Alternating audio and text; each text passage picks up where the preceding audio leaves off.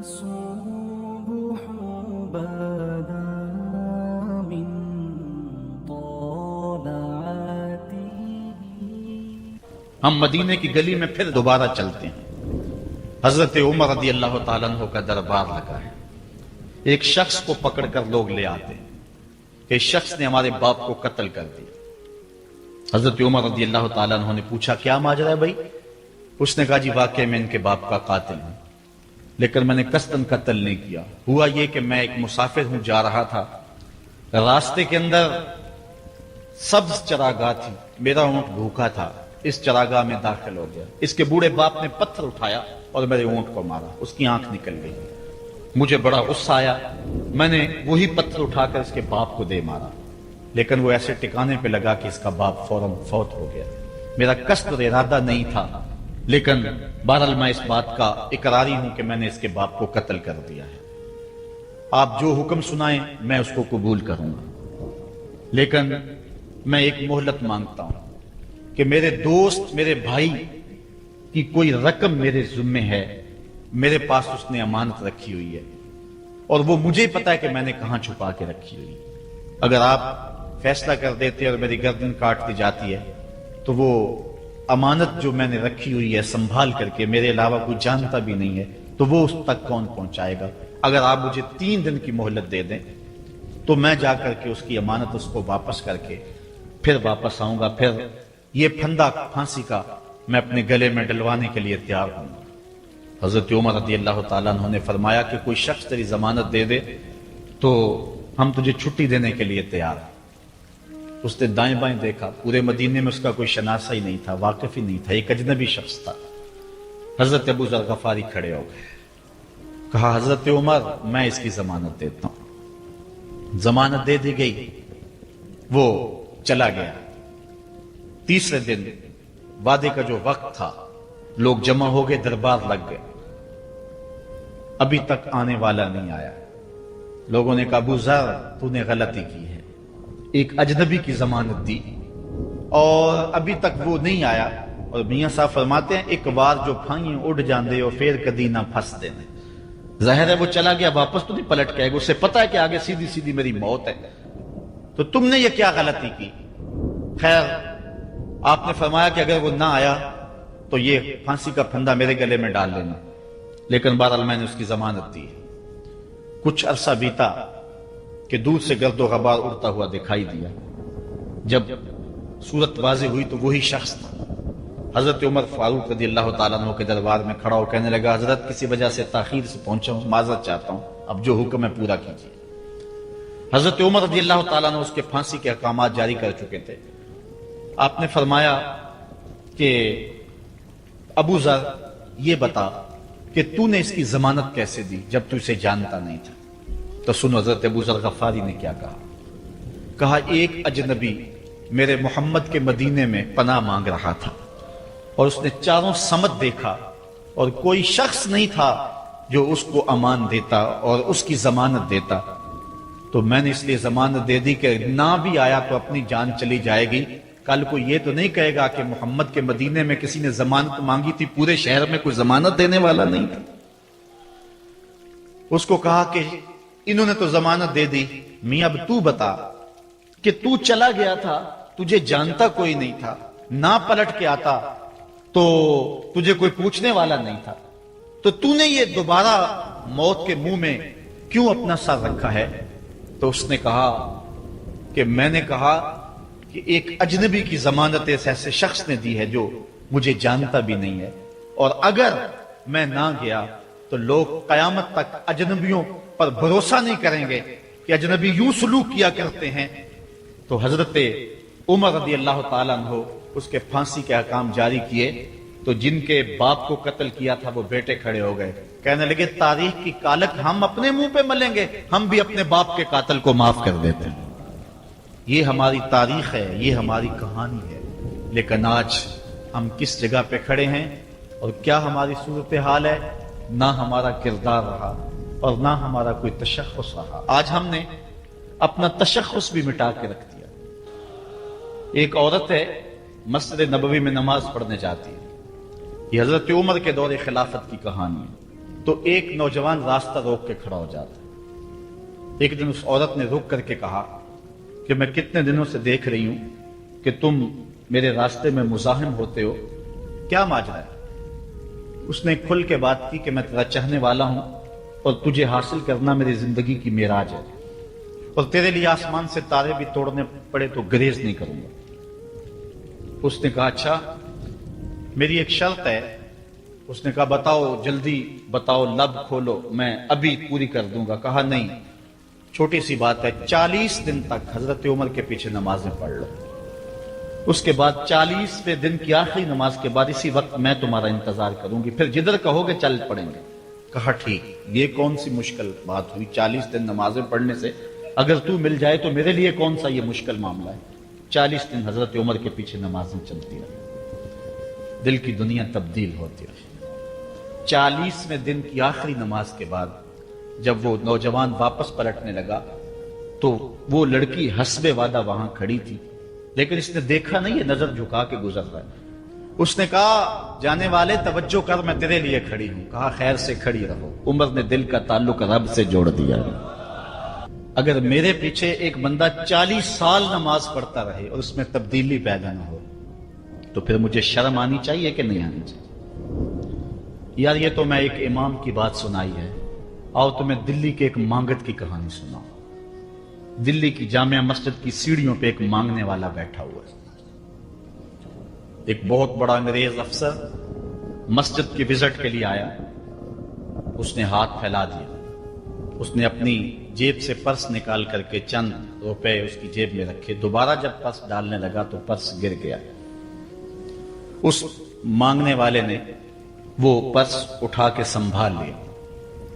خیر کچھ وقت گزرا، 1 سال کے بعد دوبارہ وہی افسر اس مسجد کی زیارت کے لیے، مسجد کو دیکھنے کے لیے، سیر کے لیے دوبارہ آیا تو فقیر نے پہچان لیا کہ یہ وہی ہے۔ اس نے کہا بابو جان ذرا 2 لمحوں کے لیے رکنا۔ کہا کیا ماجرا ہے؟ کہا بس 2 لمحوں کے لیے۔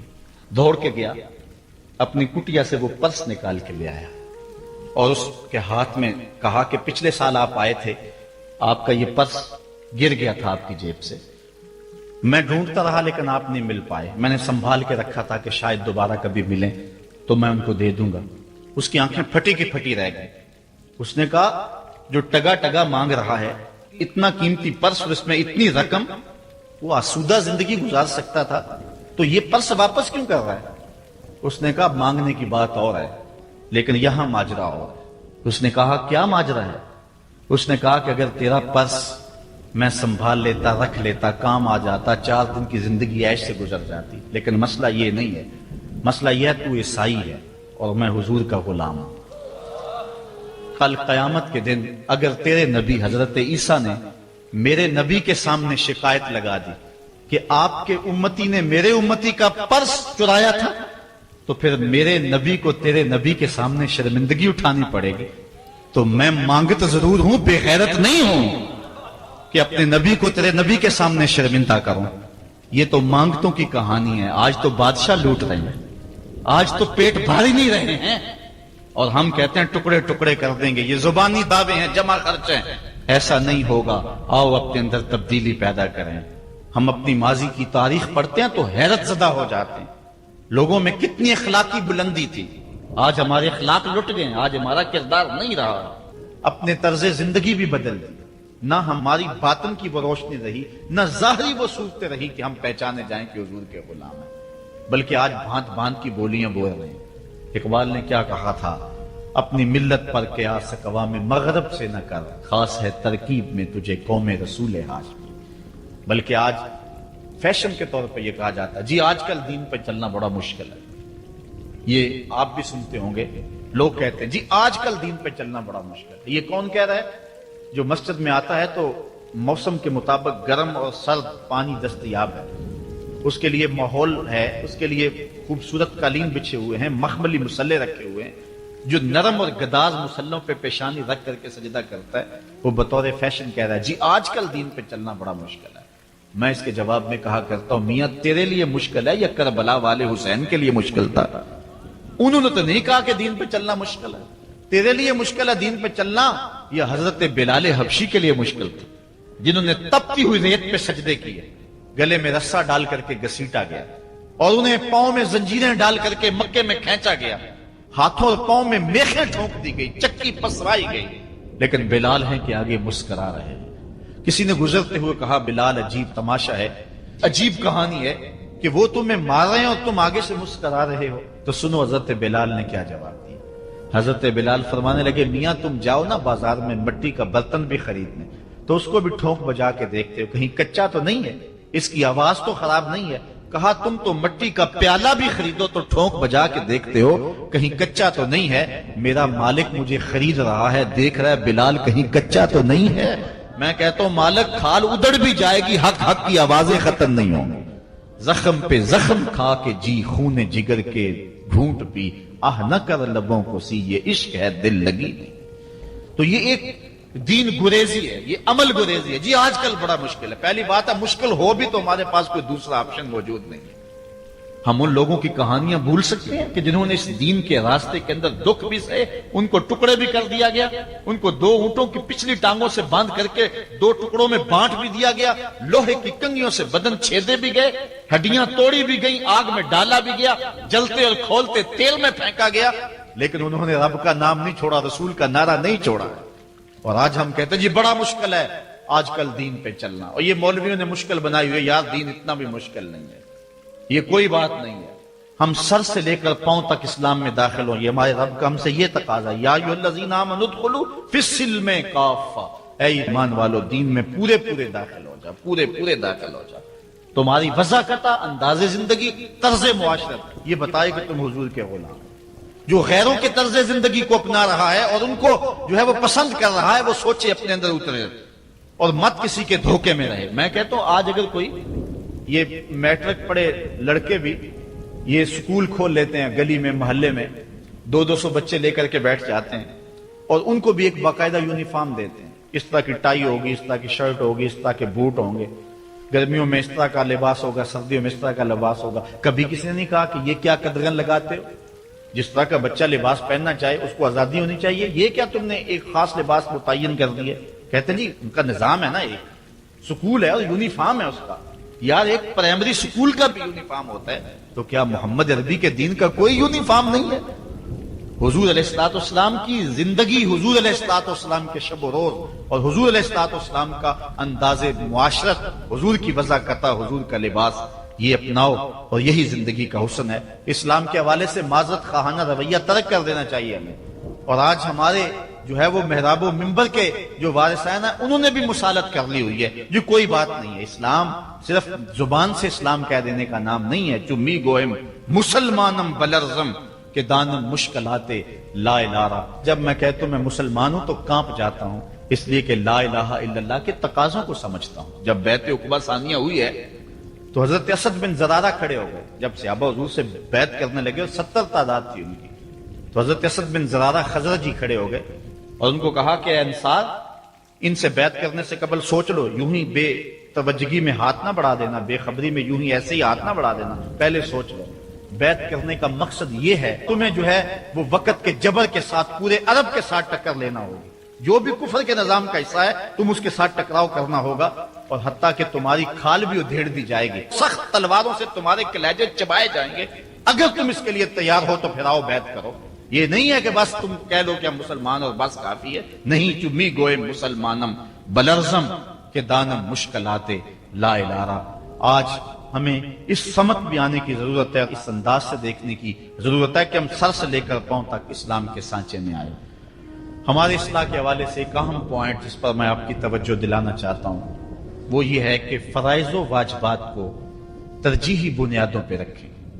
آج بطور مسلم ہمارا جو رویہ ہو چکا ہے، ہم مستحبات اور مباحات کے پیچھے پڑے ہوئے ہیں، اور اس کے مقابلے میں جو سنن، فرائض اور واجبات ہیں ان کی پرواہ چھوڑ چکے ہوئے ہیں۔ دین میں کتنے امور ہیں جو صرف مباح کی حد تک ہے، کر لو تو ٹھیک، نہ کرو تو پھر بھی ٹھیک، اور کتنے امور ایسے ہیں کہ جو صرف استحباب کے زمرے میں آتے ہیں۔ لیکن ہم کتنی چیزوں کو اس انداز سے گلے لگائے ہوئے ہیں کہ جس طرح فرض ہو، اور اسلام کے اہم فرائض اور اسلام کی اہم واجبات ان کو ہم ترک کیے ہوئے. ساری رات ہم محفل میں جاگ لیں گے, فجر کی نماز نہیں پڑھیں گے تو کیا فائدہ ہوگا.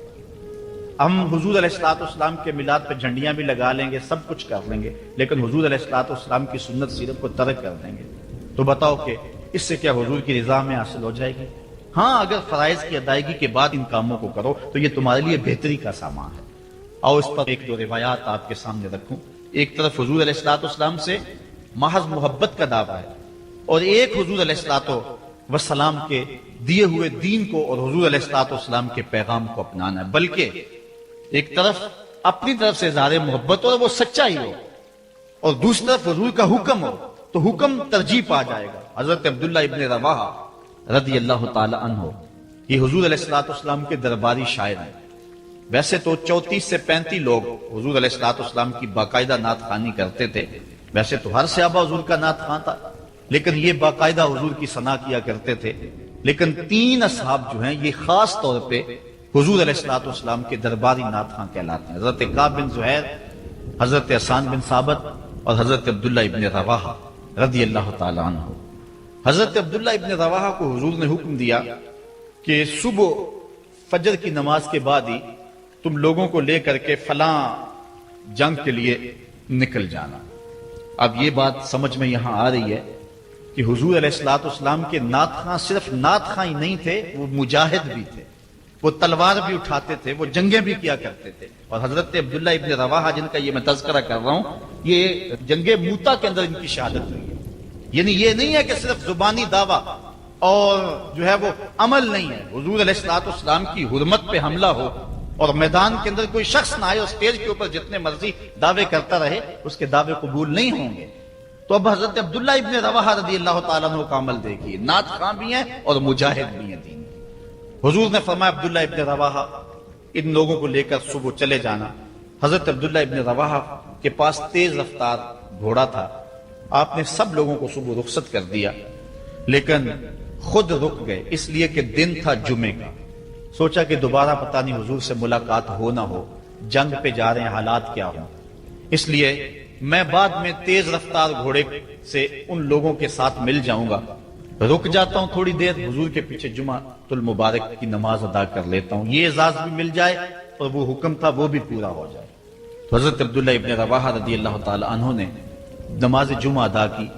حضور علیہ الصلوۃ والسلام نے فرمایا, اے عبداللہ بن رواحہ, میں نے تو تمہیں حکم دیا تھا کہ صبح تم چلے جانا, لیکن تم یہاں موجود ہو. عرض کی حضور, میں نے یہ عزم کیا ہے کہ میں ان کے ساتھ شامل ہو جاؤں گا, لیکن رکا اس لیے ہوں تاکہ آپ کے ساتھ جمعہ المبارک پڑھنے کی سعادت حاصل کر لوں. اب یہ سعادت چھوٹی نہیں تھی. حضور علیہ الصلوۃ والسلام کی اقتداء میں نماز, اور وہ بھی نماز جمعہ, کتنی بڑی سعادت ہے. لیکن حضور نے کیا فرمایا سنیے, اور اس مختصر سی بات سے بہت کچھ سمجھیے. حضور نے فرمایا, لو انفقت ما فی الارض جمیعا ما ادرکت فضل غدوتہم.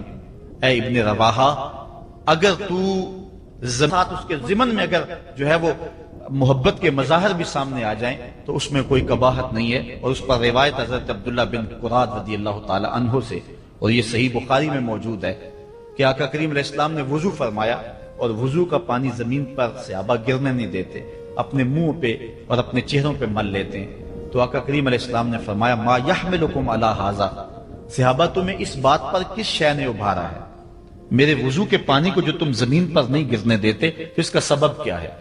تو حضرت عبد الرحمن بن قراد کہتے ہیں کہ صحابہ نے کہا, قالوا حب اللہ و رسولہ, اللہ اور اس کے رسول کے پیار نے ہمیں اس بات پہ ابھارا ہے. تو حضور علیہ الصلوۃ والسلام نے جو ارشاد فرمایا, اس عمل سے نفی نہیں کی, لیکن ساتھ حضور نے فرمایا, جو چاہتا ہے اللہ اور اس کا رسول اس سے پیار کرے, اور وہ اللہ اور اس کے رسول سے پیار کرے, اسے 3 چیزوں کا خیال رکھنا چاہیے. ایک, جب بھی بولے سچ بولے, اور جب بھی اس کے پاس کوئی امانت رکھے تو امانت کو ادا کرے, اور اپنے ہمسایوں کے ساتھ حسن سلوک کرے. یعنی اگر وہ اس مظاہرہ محبت میں شامل ہو گیا اور حضور کے وضو کا پانی اس کے ہاتھ سے مس ہو گیا اور اس نے برکت سے اپنے منہ کے ساتھ مل لیا ہے, تو اس کا یہ مطلب نہیں ہے کہ جو باقی اعمال ہے ان سے ان کو چھٹی مل گئی. یہ مفہوم ہے اس حدیث کا. اگر کوئی بندہ محفل میلاد منعقد کر لیتا ہے, دیگر امور مستحبات کے ادا کرتا ہے, تو اس کا یہ مطلب نہیں ہے کہ اب نماز نہ پڑھے اس کو کوئی پرواہ نہیں ہے، وہ بخشا گیا ہے، جس طرح کہ آج کل ہمارے ثنا خان جو ہے تاثر دیتے ہیں کہ جو محفل میلاد میں آ گیا وہ بخشا گیا۔ اللہ تعالیٰ چاہے اس کے لیے کوئی مشکل نہیں ہے، لیکن جو دین ہے اس دین کو ہلکا کرنے والی بات ہے۔ بلکہ آج کل تو ممبر و محراب پر جنت اور دوزخ کا مذاق اڑایا جا رہا ہے۔ ایک بندہ کہہ رہا ہے کہ ہوئے تو کیڑی جنت دا کرنا ہے تذکرہ۔ میں نے کہا میاں اسی جنت کا جس جنت کے لیے حضور لمبے لمبے ہاتھ اٹھا کے دعا مانگا کرتے تھے اور فرماتے جب اللہ سے مانگو تو جنت الفردوس مانگو۔ اور ایک بولا کہ مجھے دیکھ کر جہنم کو بھی آئے پسینہ۔ ہمارے استاد فرمایا کرتے تھے بیٹے تیرے منہ میں آج طوطی بولتا ہے جو مرضی کہہ لے، یہ تو کل قیامت کے دن پتا چلے گا کہ پسینہ کس کو آتا ہے، تجھے آتا ہے یا جہنم کو آتا ہے۔ ایک بولا کہ قبر دا خوف دے دے کہ لوکی مینوں ڈرانے نے۔ لوگ کون ہے ڈرانے والے؟ تبشیر اور تنذیر یہ نبی کا منصب ہے، نبی کی شان ہے، مبشر اور نذیر یہ نبی کی شانیں ہیں۔ حضور نے ڈرایا بھی ہے، حضور نے بشارت بھی دی ہے، لیکن اس بات کا منبر پہ بیٹھ کر کے تمسخر اڑایا جا رہا ہے اور لوگوں کو بے عملی کی طرف لے جایا جا رہا ہے۔ اس لیے آپ اس بات پہ غور کریں، اس بات پہ توجہ کریں۔ دولت، شہرت، عزت، آبرو، کیا اس دنیا کی سب سے بڑی دولت ہے جو مل جائے تو اس پر بہت زیادہ شکر کرنا چاہیے۔ تو آئیے قرآن کھولیے، سورہ المومنون ہے، ارشاد فرمایا قد افلح المؤمنون، فلاح انہوں نے پائی جنہیں ایمان نصیب ہوا۔ تو اس کائنات میں سب سے بڑی نعمت جو حضرت انسان کو دی گئی ہے وہ دولت ایمان ہے۔ قیامت کے دن سب سے بڑی نعمت جو مومنین کو دی جائے گی وہ دیدار الہی ہوگا۔ تو جو آخرت میں دیدار الہی سے محروم ہو گیا اور دنیا میں ایمان سے محروم ہو گیا وہ حقیقی محروم ہے۔ ایک شخص چرخ میں اڑتا ہے، ہواؤں میں جھومتا ہے، جھولتا ہے، ہر دولت اس کو میسر ہے، عزت شہرت اس کی باندھی ہے، وقار تکریم اسے حاصل ہے، دنیا جانتی ہے، زمانہ سلوٹ کرتا ہے، جو چاہتا ہے وہ ہو جاتا ہے، ہر عیش و عشرت میسر ہے، لیکن اس کے سینے میں ایمان کا چراغاں نہیں، کوڈی مول نہیں ہے اس کا۔ اور ایک شخص جھونپڑے میں رہتا ہے، کھانے کے لیے کبھی مل جاتا ہے کبھی نہیں بھی ملتا، دنیا اسے پہچانتی بھی نہیں ہے، وہ معروف شخص بھی نہیں ہے، لیکن اس کے سینے میں ایمان کا چراغ ہے، وہ خوش نصیب شخص ہے۔ میرے حضور کا ایک فرمان سنیے، حضور نے فرمایا میرے دوستوں میں سے قابل رشک دوست وہ ہے۔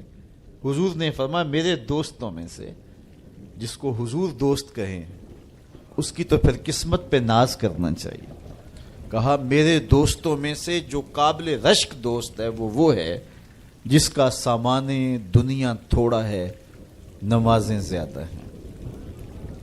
جب وہ چلتا ہے تو اس کی طرف اشارہ بھی نہیں ہوتا، یہ فلاں صاحب جا رہے ہیں، کوئی ایسا معروف شخص نہیں، کوئی بہت عہدہ ساتھ نہیں لگا ہوا کہ جب چلے تو لوگ کہیں یہ فلاں جا رہے ہیں۔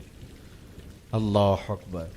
پھر میرے حضور نے فرمایا کہ ثم نقد بیدہ، حضور نے ہاتھ سے چٹکی بجائی، ثم نقد بیدہ، ہاتھ سے چٹکی بجائی، اور پھر فرمایا اس کو موت بھی ایسے ہی آئی، اس کو موت بھی ایسے ہی آئی۔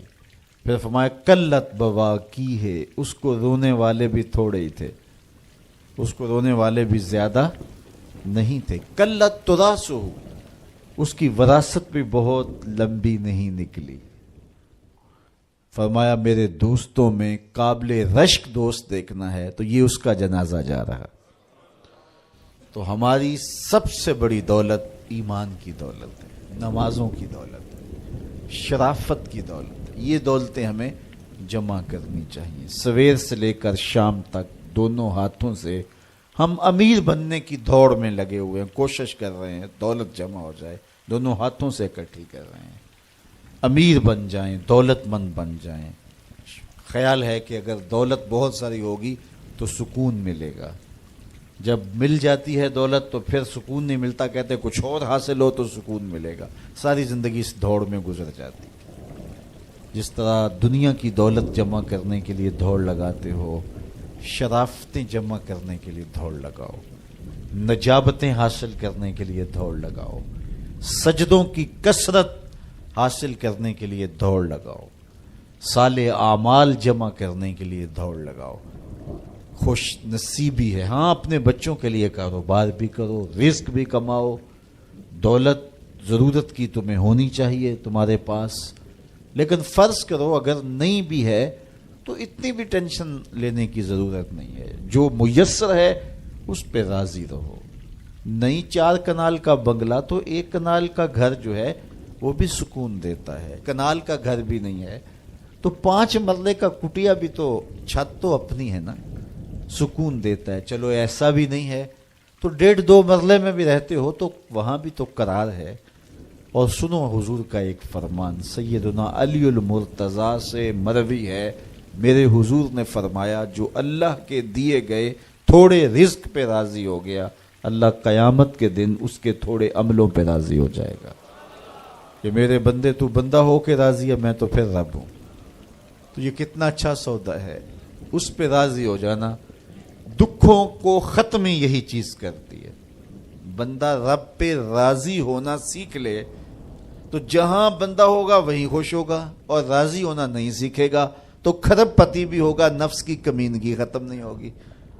تو پھر اس پہ راضی رہنے کا فن سیکھنا چاہیے، اور یہ فن ملتا کہاں سے ہے؟ یہ فقیروں کی چوکھٹ سے ملتا ہے، اللہ والوں کی صحبت سے ملتا ہے، ان کی اپنی زندگی توکل کا نمونہ ہوتی ہے، تو ان کے پاس بیٹھ کر کے بہت کچھ سیکھنے کو ملتا ہے کہ یہ بھی تو زندگی گزار رہے ہیں۔ حضور کی سیرت پڑھیں، آپ کو یہ سب کچھ ملے گا۔ اللہ نے اپنے محبوب کو اختیار دیا، محبوب اگر چاہو تو یہ بطحا مکہ سونے اور چاندی کا بنا دیں۔ تو حضور کیا کہتے ہیں؟ ایک دن کھانا دینا، ایک دن فاقہ دینا۔ جس دن کھانا ملے گا تیرا شکر کروں گا، جس دن فاقہ ملے گا صبر کروں گا۔ تو اللہ کے حضور عجز، اللہ کے حضور رضا، یہ بہت بڑی دولت ہے۔ اگر نصیب ہو گئی تو سمجھو زندگی سوکھی ہو گئی، ورنہ ساری زندگی دھوڑی ختم نہیں ہوتی ہے، بھاگم بھاگ لگی رہتی ہے، اور ہر وقت جو ہے وہ مشکل جان نہیں چھوڑتی۔ لیکن جو اس پہ راضی رہنے کا فن سیکھ جاتا ہے تو وہی باکمال شخص ہوتا ہے، اور اسے ہی طمانیت کی زندگی ملتی ہے، اور اسے ہی قرار کا سودا نصیب ہوتا ہے۔ شاہ جہاں راوی کے کنارے ٹہل رہا تھا تو اس نے دیکھا کہ وہاں ایک فقیر ریت پہ سویا ہے، تو اس نے اس کو کہا کہ بابا زندگی کیسی گزر رہی ہے؟ اس نے دیکھا اور مسکراتے ہوئے کہا کچھ تو تیرے جیسی گزر رہی ہے، کچھ تیرے سے بہتر بھی گزر رہی ہے۔ تو بادشاہ کو بڑی حیرت ہوئی، اس نے سمجھا یہ مجھے پہچانا نہیں، فقیر کو کیا پتا ہے شہنشاہ کیا ہوتے ہیں۔ اس نے کہا تم مجھے پہچانا نہیں؟ کہا تم شاہ جہاں ہو نا، بر صغیر کے بادشاہ ہی ہو نا؟ کہا ہاں ہاں، تو پھر تم نے کیسے کہہ دیا کہ کچھ تیرے جیسی کچھ تیرے سے بہتر؟ میرے جیسی زندگی کا تصور نہیں ہو سکتا، اور تم بہتر کی بات کر رہے ہو۔ محلات کی زندگی دیکھی ہے تم نے؟ شاہی خدمت گزاروں کے رنگ دیکھے ہیں؟ آبنوسی جو ہے وہ پنکھیوں پر خادماؤں کے انداز دیکھے ہیں؟ تمہیں کیا پتا کہ شاہی زندگی کیسے ہوتی ہے؟ کہا بادشاہ جب رات پڑتی ہے اور تو مخملی اور خوبصورت بستروں پہ سوتا ہے، پھولوں کی لگی ہوئی سیج پہ لیٹتا ہے، میں اس ریت پہ سو جاتا ہوں، اور جب نیند آ جاتی ہے تمہیں بھی خبر نہیں ہوتی کہاں پڑا ہوں، خبر مجھے بھی نہیں ہوتی، اس وقت میری اور تمہاری زندگی ایک جیسی گزر رہی ہوتی ہے۔ تو کہا میرے سے بہتر؟ کہا جب سحری کا وقت ہوتا ہے تم سو رہے ہوتے ہو، میں اٹھ کے اس سے لو لگا دیتا ہوں، یہ میرا وقت تیرے سے بہتر گزر رہا ہوتا ہے۔ تو جب انسان اس پہ راضی ہو جائے تو پھر اس کو زندگی گزارنے کا مزہ آتا ہے۔ بات لمبی نہ ہو تو سب سے قیمتی اثاثہ جو ہمیں دیا گیا ہے وہ ایمان ہے۔ اللہ تعالیٰ کا شکر ہے، ہم بڑے غریب ہوں گے، ہم میں سے بہت سارے لوگ مقروض بھی ہوں گے، بہت سارے لوگ ایسے ہوں گے جن کا ذاتی گھر نہیں ہوگا، کرائے پہ رہتے ہوں گے، بہت سارے لوگوں کے کندھوں پر بیٹیوں کی شادیوں کا بوجھ بھی پڑا ہوگا کہ اتنی بڑی ذمہ داریاں ہیں، میں نے ان کو نبھانا ہے، بہت سارے لوگ کاروباری پیچیدگیوں میں پھنسے ہوں گے، بہت سارے لوگ بیماریوں میں مبتلا ہوں گے، آپ میں سے بہت سارے لوگ مقدمات کی مشکلات میں بھی ہوں گے، دیگر دکھوں میں ہوں گے، اپنوں بیگانوں کی بے وفائیوں کے صدمے بھی ہوں گے، داغ بھی ہوں گے، بہت کچھ ہوگا، لیکن یہ ساری پریشانیاں ایک طرف، اس بات کا شکر ادا کیجئے اللہ نے ہمیں ایمان کا نور عطا فرمایا، ہمارے سینے ایمان کے نور سے خالی نہیں ہیں۔ میرے والد گرامی اللہ ان کی قبر پہ کروڑوں رحمتوں کا نزول کرے، ایک شعر جھوم کے پڑھا کرتے تھے، محمد جان جانا ہے پیغمبر ہو تو ایسا ہو، رسولوں کی بشارت سے مبشر ہو تو ایسا ہو، امر توقیر کا سب کو موقر ہو تو ایسا ہو، کیا ہم کو غلام ان کا مقدر ہو تو ایسا ہو۔ تو یہ ہمارے بخت کہ ہمیں حضور کا غلام ہونے کی سعادت بخشی گئی۔ قد افلح المؤمنون، فلاح انہوں نے پائی جو اہل ایمان ہیں۔ الذین هم فی صلاتہم خاشعون، یہ وہ خوش نصیب لوگ ہیں جو نماز میں خشوع کرتے ہیں، گڑ گڑاتے ہیں، اللہ کے حضور عاجزی کرتے ہیں، ان کی آنکھیں آنسوؤں کا خراج دیتی، عجز کرتے ہیں اس کے حضور۔ یہ سعادت مندی ہے، نماز میں خشوع نصیب ہو جانا۔ میرے حضور نے ارشاد فرمایا، جب حضرت جبریل حضور کے پاس آئے اور حضور کی خدمت میں ادب سے بیٹھ گئے تو انہوں نے کچھ سوال پوچھے، تو ان سوالوں میں سے ایک سوال یہ تھا کہ حضور مجھے احسان کے بارے میں خبر دیجیے۔ تو آقا کریم نے ارشاد فرمایا کہ تو اپنے رب کی عبادت اس طرح کرے کہ تو اسے دیکھتا ہے، اور اگر یہ کیفیت پیدا نہیں ہوتی تو کم از کم یہ کیفیت پیدا ہو کہ وہ تمہیں دیکھ رہا ہے۔ تو جب یہ تصور ہوتا ہے کہ وہ ہمیں دیکھ رہا ہے تو پھر حرکات و سکانات مرتب ہو جاتی ہیں۔ ہم جاتے ہیں نا کسی جگہ پہ تو وہ کہتے ہیں جناب آپ لائیو جا رہے ہیں، تو پھر کپڑے سوار کے بیٹھ جاتے ہیں، اعضاء کا جو ہے وہ نظم قائم رکھتے ہیں کہ اتنے لوگ دیکھ رہے ہیں تو ہم اپنی حرکات و سکانات کو مرتب رکھیں، منظم رکھیں۔ تو جب لوگ دیکھ رہے ہیں تو حرکتیں منظم ہونی چاہیے، تو جب رب دیکھ رہا ہو تو پھر دل کی دھڑکن بھی بے ترتیب نہ ہونے پائے، پھر وسواس، خیالات، کیا کچھ جو انسان کی زندگی کو برباد کرتے ہیں ان سے کنارہ کشی ہو، اور اس تصور میں ڈوب جائے کہ میرا رب مجھے دیکھ رہا ہے۔ یار کسی کی ماں اس کو پیار سے دیکھ رہی ہو تو پھر وہ نشہ نہیں اترتا، باپ دیکھ رہا ہو پیار سے تو وہ اپنا رنگ ہوتا ہے، استاد شفقت سے دیکھ رہا ہو، مرشد دیکھ رہا ہو کسی کو تو پھر وہ نشہ نہیں جاتا، تو کیا تصور میں بندہ ڈوب جائے کہ میرا رب مجھے دیکھ رہا ہے۔ تو جب رب شفقت سے، محبت سے بندے کو دیکھ رہا ہے تو پھر اس کی نماز میں کیوں لذت پیدا نہیں ہوگی، کیوں سرور پیدا نہیں ہوگا، کیوں کیفیات کا جہاں آباد نہیں ہوگا۔ تو فرمایا کہ وہ پھر خشوع کرتے ہیں، گڑ گڑاتے ہیں، روتے ہیں، عجز و انکساری کرتے ہیں۔ ان کی نمازیں پھر کس انہماک کے ساتھ، کس محبت کے ساتھ، کس پیار کے ساتھ ادا ہوتی ہیں، ان کے سجدوں کی کیفیت کیا ہوتی ہے۔ ایک روایت میں آتا ہے بندے کو پتہ چل جائے سجدے میں جو اس پر رحمتیں اترتی ہیں تو وہ سجدے سے سر ہی نہ اٹھائے، اتنی رحمتیں اس کے اوپر نازل ہو رہی ہوتی ہیں۔ تو وہ اپنی نمازوں میں خشوع کرتے ہیں، للہیت کے ساتھ، خلوص کے ساتھ، عجز و انکساری کے ساتھ، گڑ گڑاتے ہوئے، روتے ہوئے۔ اللہ اکبر۔ حضور علیہ الصلوۃ والسلام جب نماز پڑھتے تھے تو ایسے لگتا تھا جس طرح حضور کے سینے میں ہنڈیا پک رہی ہے، اس طرح حضور علیہ الصلوۃ والسلام کا جو سینہ اطہر خوف خدا سے، خشیت الہی سے جو ہے وہ اس طرح حضور کے سینے کی کیفیت تھی، ہنڈیا کے ابلنے کی جس طرح آواز ہوتی ہے۔ اللہ اکبر۔ والذین هم عن اللغو معرضون، اور ان خوش نصیب لوگوں کی کہانی یہ ہے کہ بیہودہ بات کی طرف التفات نہیں کرتے، ان کی زندگی مقصدیت کے نور سے مالا مال ہوتی ہے۔ یہ بات کی، ادھر کی اڑا دی، چائے والے کھوکھے پہ بیٹھے 3 گھنٹے گزار دیے، حمام پہ بیٹھے 2 گھنٹے گزار دیے، فضولیات پہ بحث کرتے رہے۔ ان کی زندگی اتنی فضول ہوتی ہے کہ وہ بیہودہ کاموں پہ وقت لگا دیں. وقت تو سب سے قیمتی اثاثہ ہے.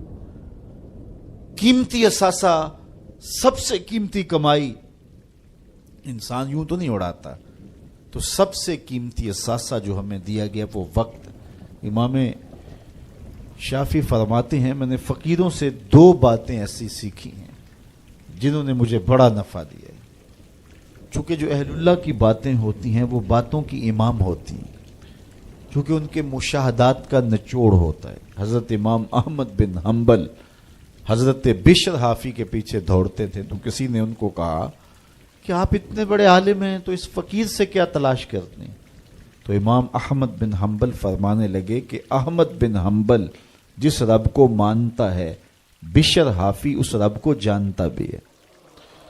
تو ان سے بڑی باتیں ملتی ہیں ہمیں. تو کہا فقیروں کی 2 باتوں نے مجھے بڑا ہی فائدہ دیا. ان میں سے ایک بات یہ، الوقت سیف قاطع، وقت کاٹ دینے والی تلوار ہے. اگر وقت کو تم نہیں کاٹو گے تو وقت تمہیں کاٹ دے گا. کہا اس بات نے مجھے بڑا نفع دیا اور میرا وقت بچایا، ورنہ ہمارا کتنا وقت برباد ہو جاتا ہے.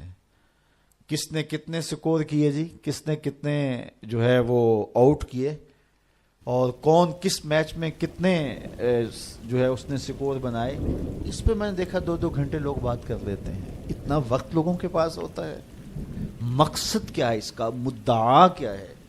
ٹیلی ویژن پہ ٹاک شوز چل رہے ہوتے ہیں ایسے موضوعات پہ، تو حیرت ہوتی ہے کہ اتنا قیمتی وقت اور ہم بحیثیت قوم کھڑے کہاں اس وقت دنیا میں، اور ہمارے پاس اتنا زائد وقت ہے کہ ہم کن امور پہ بحث کر رہے ہیں. کوئی بندہ باہر سے آیا نا تو اس نے دیکھا کہ پھاٹک بند ہے اور لوگ سائیکل سر پہ اٹھا کے اور موٹر سائیکل بھی جو ہے وہ کسی طرح سے گھسیٹ کے جو ہے وہ ریلوے لائن عبور کر رہے ہیں. تو وہ بڑا متاثر ہوا کہ اتنی ذمہ دار قوم ہے کہ جو گاڑی کے آنے کا انتظار بھی نہیں کرتی اور ان کو اپنے مقصد پر جانے کے لیے، کام پر جانے کے لیے اس قدر ان کو جلدی ہے کہ یہ سائیکل بھی سڑک پہ اٹھا کے سڑک عبور کر رہے ہیں. تو خیر جب پھاٹک کھلا تو وہ گیا تو دیکھا آگے بندریا کا تماشا لگا تھا، 600 آدمی وہاں کھڑا تھا. اس نے کہا اچھا اس کی جلدی تھی سب کو. تو ہمارا تو کتنا وقت بندریا کے تماشے کو دیکھتے ہوئے گزر جاتا ہے، جب ہم بحیثیت قوم دنیا میں کہاں کھڑے ہیں. تو ہمیں تو اپنے ایک ایک لمحے کی قدر کرنی چاہیے. کاروباری لوگوں کو بھی آگے بڑھنا چاہیے، علماء کو بھی اپنے وقت کی قدر کرنی چاہیے، عوام کو بھی کرنی چاہیے. ہمارے علماء کا بھی حال ایسے ہی ہے. ایسے موضوعات پہ گفتگو کرتے ہیں جو نہ قوم کی ضرورت ہوتی ہے اور نہ ان کی ضرورت ہوتی ہے، لیکن بس وقت ہے کہ ان کے پاس اتنا ہے کہ 3-3 گھنٹے ایسے موضوعات پہ بات کر جاتے ہیں کہ جس کی قوم کو کس طرح سے ضرورت بھی نہیں ہوتی ہے. تو ہم اپنے وقت کو ضائع کرتے ہیں جو سب سے قیمتی اثاثہ ہے ہمارے پاس. حضرت امام ابو بکر بن داسا کہتے ہیں میں امام ابو داود سے ملا، یہ جنہوں نے سنن ابی داؤد لکھی ہے. تو کہتے ہیں کہ وہ فرمانے لگے کہ مجھے اللہ کے رسول صلی اللہ علیہ وآلہ وسلم کی 6 لاکھ حدیثیں زبانی یاد ہیں. ان 6 لاکھ احادیث رسول کا میں نے خلاصہ تیار کیا تو میرے پاس رہ گئیں 4000 حدیثیں. پھر میں نے زہد، مناقب، فضائل، قصص اور پچھلی امتوں کے تذکروں پر مشتمل حدیثوں کو الگ کر دیا. جن احادیث سے صرف مسائل شرعیہ کا استنباط و استخراج کیا جا سکتا تھا میں نے ان کو الگ کیا تو میرے پاس رہ گئیں 800 حدیثیں. ان 800 احادیث سے ہی پورے دین کو سمجھا جا سکتا ہے.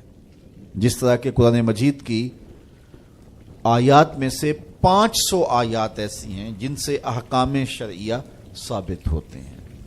باقی کچھ پچھلی امتوں کے تذکرے ہیں، کچھ تنذیر ہے، جہنم سے ڈرایا گیا ہے، تحذیر ہے، اور کچھ تبشیر ہے، جنت کا بتایا گیا ہے، اس کے نقشے بیان کیے گئے ہیں. پچھلی قوموں پر آنے والے عذاب، ان کے اسباب بیان کیے گئے ہیں. اور بہت ساری چیزیں بیان کی گئی، لیکن جن سے احکام ثابت ہوتے ہیں ان کی تعداد، ان آیات کی، آیات الاحکام جو ہیں ان کی تعداد 500 ہے۔ اسی طرح لاکھوں احادیث کا خلاصہ جو تیار کیا، تو جن احادیث سے احکام کا ثبوت ہوتا ہے اور مسائل شرعیہ کا استنباط و استخراج کیا جاتا ہے، ان کی تعداد ہے 800۔ تو حضرت امام ابو داؤد کہتے ہیں میں ان 800 احادیث کا ایک اور خلاصہ تیار کیا، تو میرے پاس رہ گئیں 4 حدیث سے، اور ان 4 حدیثوں کے بارے وہ فرماتے ہیں اساس الاسلام ہیں، اسلام کی جڑ ہیں، اسلام کی بنیاد ہیں۔ ان میں سے ایک حدیث یہ ہے، من حسن اسلام المرء ترکہ ما لا یعنی ہے، کسی شخص کے اسلام کا حسن یہ ہے کہ وہ ہر بے مقصد کام کو چھوڑ دیتا ہے، ترک کر دیتا ہے۔ اللہم صل علی سیدنا و مولانا محمد، اللہم صل علی سیدنا و مولانا محمد۔ اللہ کے شیر ہے در کرار پر درود، اللہ کے شیر ہے در کرار پر درود، اللہ کے شیر ہے در کرار پر درود۔ حضرت حسن حسین کے کردار پر درود، اللہم صل علی سیدنا و مولانا محمد وعلی سیدنا علی و سیدتنا فاطمہ و سیدتنا زینب و سیدنا حسن و سیدنا حسین وعلی آلہ و صحبہ و بارک وسلم۔ زینب کی بارگاہ میں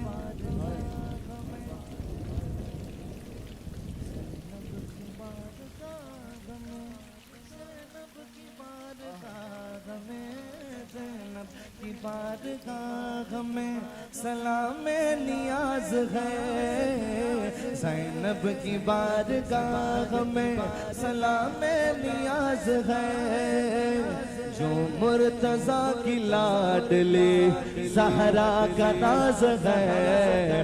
اللہم صل علی سیدنا و مولانا محمد وعلی سیدنا علی و سیدتنا فاطمہ و سیدتنا زینب و سیدنا حسن و سیدنا حسین۔